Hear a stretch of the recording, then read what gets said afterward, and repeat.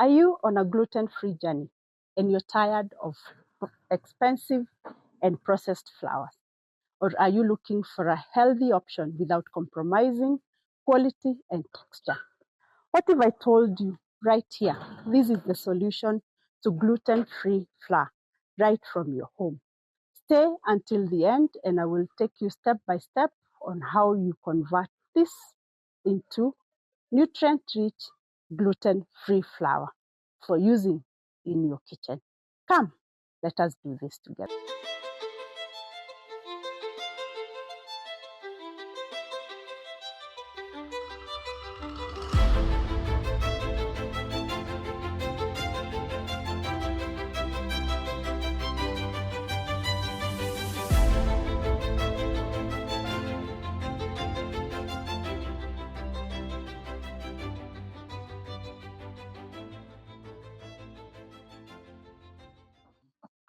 I am Eunice Karanja, the farmer's friend, and here we offer practical solutions on how to make more out of your farm. So, how do you do value addition of the banana? The first thing is to get very good quality green bananas from your farm or from your market. The next thing you do is to remove the tips and then wash them using a soft brush. This will make sure that you've got high quality product at the end of the processing. Once you've cleaned the bananas, you have to clean and then rinse.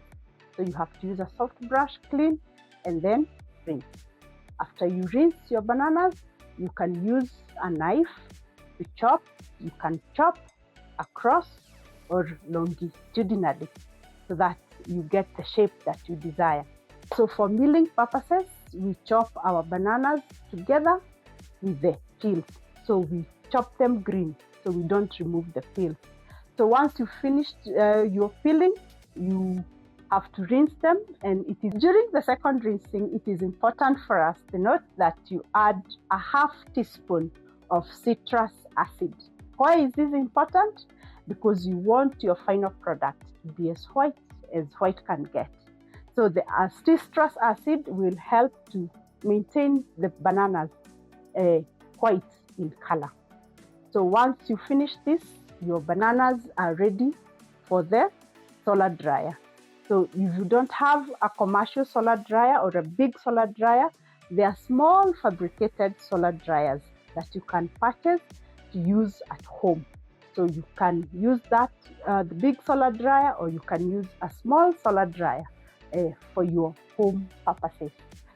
After you put the bananas in the solar dryer, it is important for us to note the bananas will take fewer days compared to vegetables. So after 2 days, the bananas will be dry and ready for milling.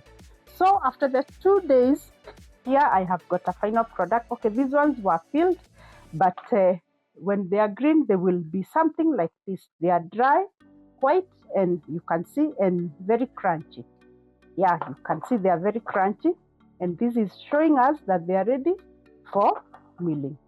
So once your bananas are ready, you come and bring them to your milling point. If you don't have a miller, you can take it to your local portion mill.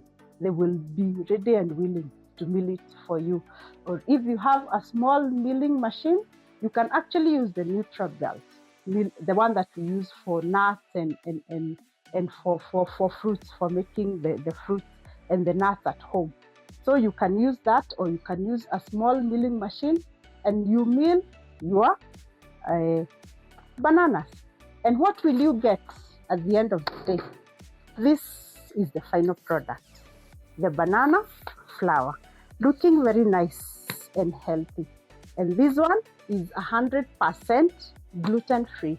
You can use it for all your pastries. You can use it for your chapati, for your baking, and you can also use it to spice your food. You can actually add it on your stews as you make it, so that you reap the benefits that are found in green bananas. So this is how you make a gluten-free meal or flour right in your farm.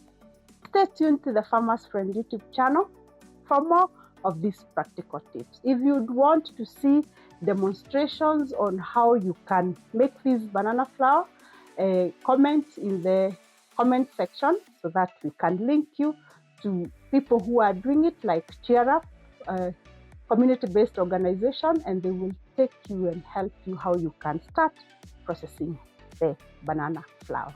Thank you for watching. See you in the next episode.